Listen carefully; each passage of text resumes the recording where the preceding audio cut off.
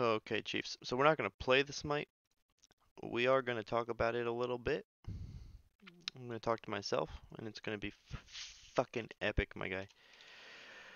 Epic to the next level. You don't need to see me. You don't need to see nothing. Let me One of go like the go to my channel. Alright, let's edit this, Chiefs. Let's edit this.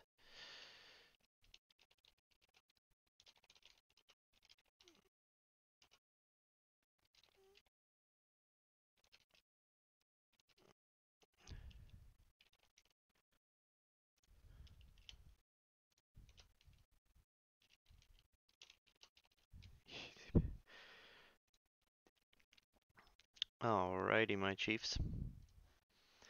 Um, so, I guess I'm just doing this more so I have a place to record it, but have it in a generalized local area as well.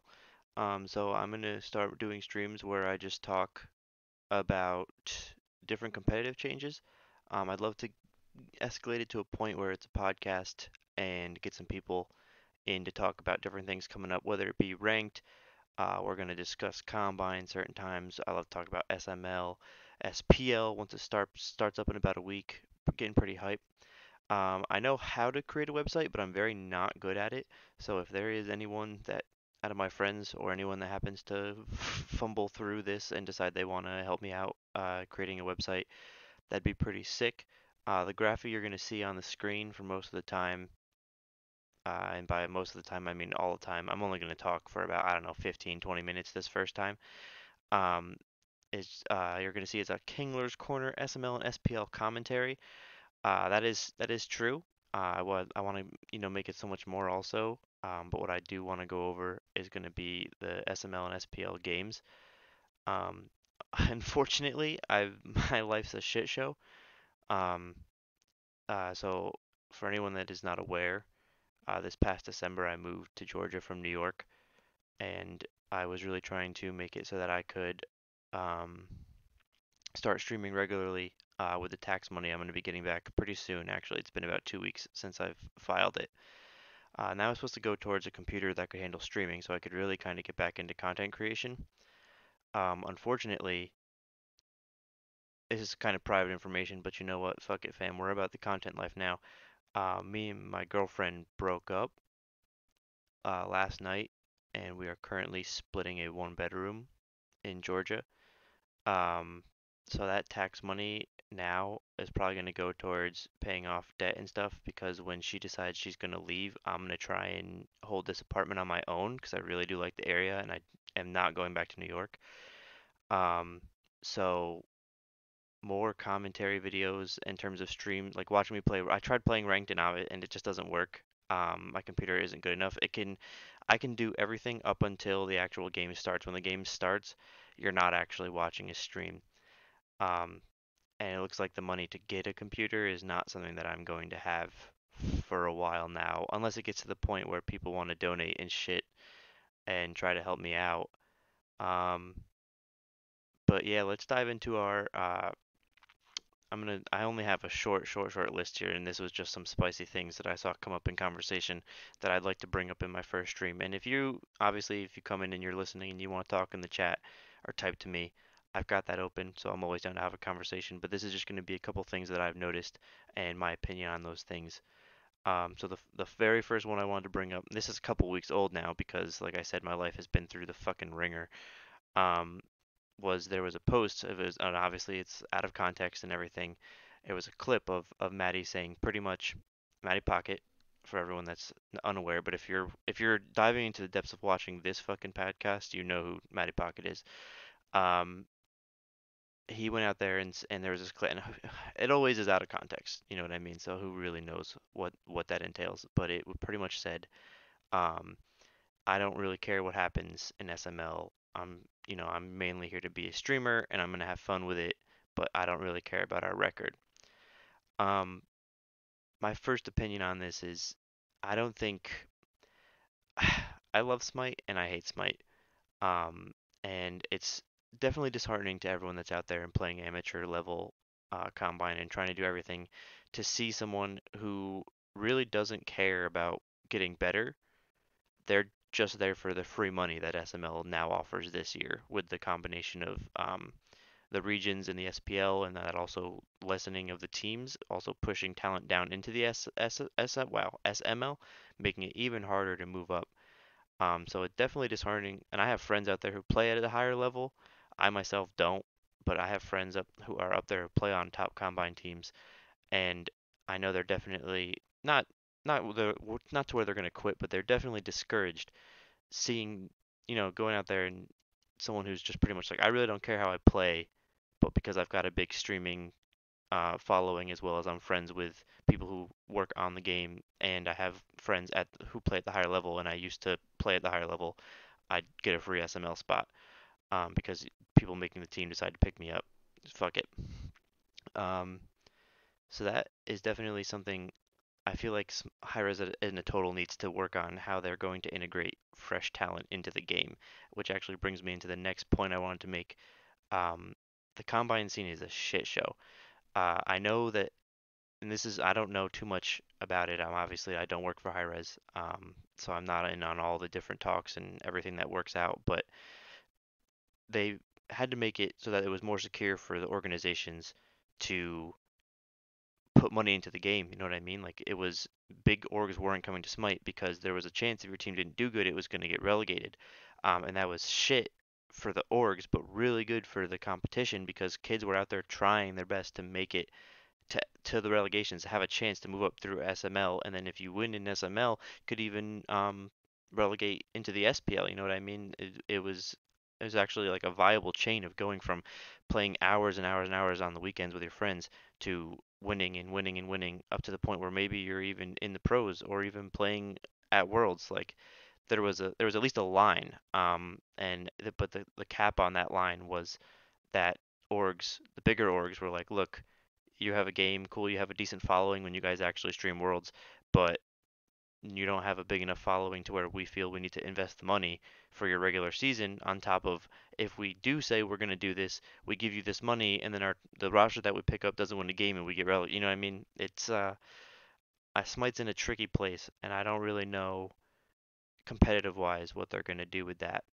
Um, I'd love to see some kind of relegation come back because the current system where there's, I don't know, it's like two segments of the season, and the first half of the season doesn't count, but if um as long as you win two games in SML, not even a set, two games, so you just have to win two games once over, like, I don't know, what is it, a 13-week period, they they don't even play the relegations. So I guess really the question is like, why they brought the combine back, and I think the combine, you get money now if you win it, and it's not a lot. Obviously, I don't know, it's the combine, so you're not really getting anything from that, but um you're not getting like any, like, why play the combine to stay at the highest level in case someone at the SML maybe drops a player or two and they maybe look at like the top two combine teams. You could argue that that might be the reason, but if I'm on a top combine team and I'm seeing it's practically close to impossible to ever being looked at, um, I don't see the desire to want to continue to pursue getting to the like trying to get into professional Smite. And I understand professional gaming is very lucrative, and it's entirely how much grind you put in, and how much work you do and getting noticed and everything. And I understand obviously there's not kids that are going to go out there and play for a week and then they're like, oh my God, SML. I understand that it takes years upon years of playing, and I understand that the pros that are currently there have played for years and years upon playing. But that's a part of the issue is there's no turnover. There's no reason for them to go out and get anyone else. Like, they can just go and pick up someone who hasn't played the game in a year and a half and put them on their SML team, and that's completely fine and good. And everyone in the combine, just even though they play 7 hours a day on Saturday in the combine and win the combine, don't even get looked at because they haven't played in the SML yet. But everyone in the SML/SPL, pretty much for the most part, is all in the same level of professionalism to where even if they're not super on, like, know who you are, you're still gonna be there. And if you're trying to think of an example here, at least the one I'm thinking of is how long did it take for Paul and Mollis to finally get into the SPL?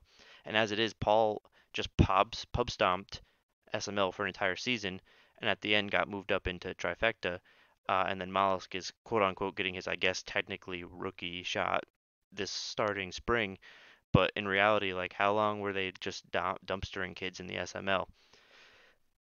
Um, and it's kind of a hard example because they really did do it together. Like, they rose to fame just pub stomping kids and as a duo Q in mid jungle, and then went from there. Paul going first and Miles coming up. But like, can you name me the time, or can anyone name me a time where um, some fresh, and I mean actual fresh, like maybe playing the game within a year or so, got a chance to be SML or higher? Like, I can't think of one. I think all the as it is at now, there's SML rosters that honestly would probably be SPL rosters if there were spots or if they weren't required to move to Atlanta or commute to Atlanta monthly to play the games.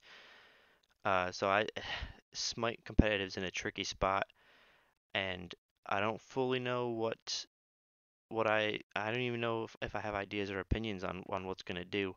I know I was cruising the Combine Discord earlier just because I was getting a lot of pings, and there's talk of they want to boycott the Combine for a week, and I under like I typed out there for anyone who may come listen to this that was in there. It's it's hard because I agree that the system should possibly be looked at, although the system that Hi-Rez has in place is the one that's most secure for the orgs, which is going to bring them the most money. So it is going to be very hard to get them to try and change their mind on how they really want to do the amateur scene. But the Combine's not streamed by any of them. There's a couple well-known people in the higher level community that will watch it with their communities and get most of the views via Oswald and Sin4 and etc. Um, but Hi-Rez doesn't lose anything from the players boycotting a week. Like, because not every single team's going to boycott. So there's going to be a handful of teams that play, and Hi-Rez is going to say, oh, pretty low week. Okay, here are your points. Move on to the next week because they're not losing views, they're not losing money, they're not losing security. They put this out there to try and stabilize amateur competition. And if your aspiration is to be number one in the combine for however many weeks you have it and win, I don't know what the total $800 is that you won't see for 3 years, um, you do you, Chief. You do it. You go out there and you do it. But there's nothing. There's no like. I guess the point I'm really trying to centrally make is when the combine looks like that, and then you've got a video coming out of a clip showing someone saying pretty much, I don't really care about the SML. I stream for my money, and I'm going to take the free SML money and play for fun. It just gets to the point where it's like, why try? Like, what are we doing? Like, why do like? It's just rough, boys. It's a rough one for the lads. Um, and yeah, I guess that's my first. I just went on, I don't know, maybe like a 10-minute rant about about drama, or not drama, but just things I had seen locally that would affect the amateur level in terms of competition, uh, amateur competitive at least. Um, so that's definitely a big one. And also, I don't know, I'm not watching it right now because obviously I'm recording this, so I can't confirm or 100% deny, but I'm hearing rumors and seeing things posted in my discords about Duo Q coming back, and I think that's good and bad for two reasons. It's definitely I'm yeah. All right, so there are certain roles where it can be real annoying not to queue with someone else, because the game's just not centralized around what you do.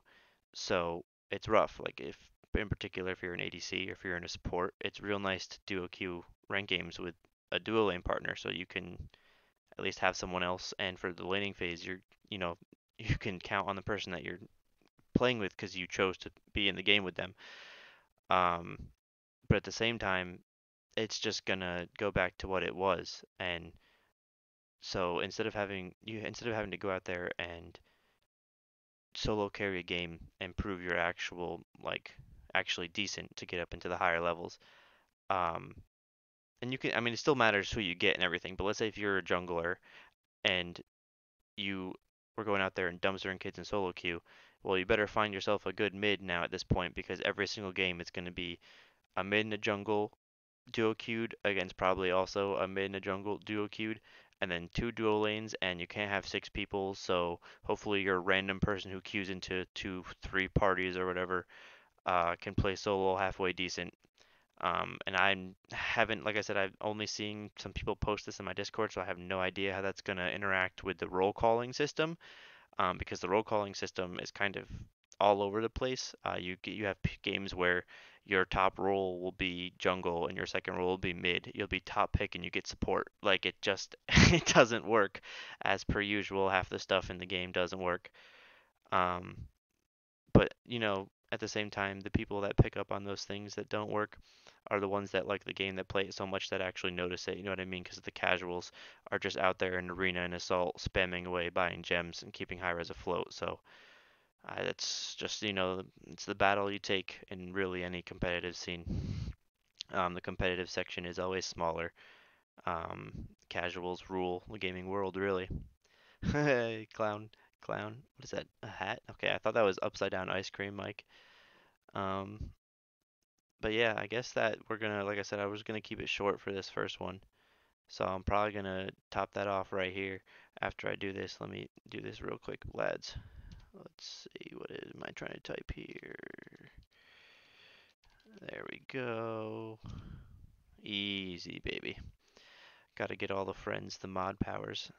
Um, yeah, so this is a very, very, very, actually, Mike, if you're still in the chat or listening to me talk real quick, I definitely mentioned it way earlier in the stream, like 15 minutes ago. I've only been live for about 17 minutes, but I am trying to work on this website, and I could but it's gonna take me way longer, so I don't know what needs to happen to get some help for the website, but I did mention that you made this lovely background that we're using right here. Um, and there's so many more things I want to implement into this. I'd love to eventually get a webcam and intro song, outro song, use the graphic that Mike sent me um, as more of like an intro thing, but we're kind of just we're kind of ranting into nothing at this point.